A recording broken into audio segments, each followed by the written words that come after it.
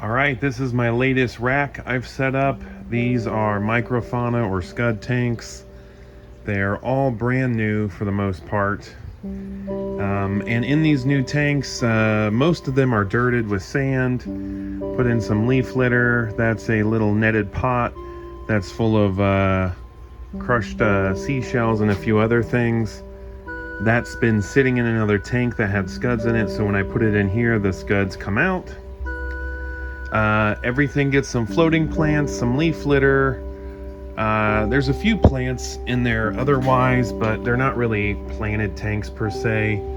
There's some guppy grass, and then I get a big wad of hair algae, and I put hair algae in them.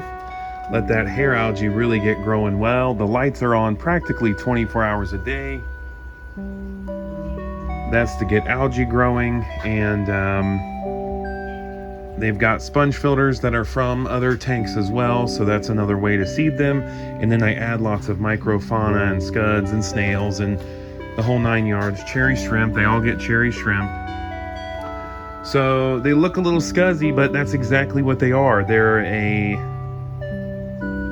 environment for microfauna and microorganisms. So I want them to have a quick kickstart, so that's why I add all this stuff to them. And with the lights on for a prolonged period of time, it really kind of grows that algae. I feed, I'll put green beans or cucumbers or other veggies in there, and that kind of gets, like, there's a green bean that gets the nutrients started, and that high nutrients also promotes more algae growth. You can see a little algae growing on the glass, and that's exactly what I want. We've got some snails, shrimp, scuds, lots of other microfauna. Look at that beautiful ram's horn snail. If I can get focus, beautiful. And we got Phoebe. So we want that big hair algae growth. That's going to suck up some of those nutrients. It's also going to be habitat for the life forms that are in there, because these are not established aquariums. I want those life forms to have the best chance possible.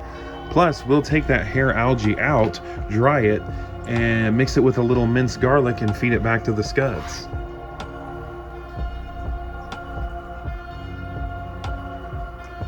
And up at the very top, those are my jars. In the very top, that is actually piped into the barrel system.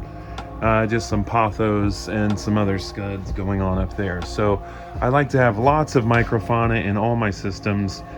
It's just better. It's better. It's better for the fish, better for the environment, better for the plants, better for everything. So these are the latest setup microfauna tanks. Within a couple months, they'll be really thriving and moving along.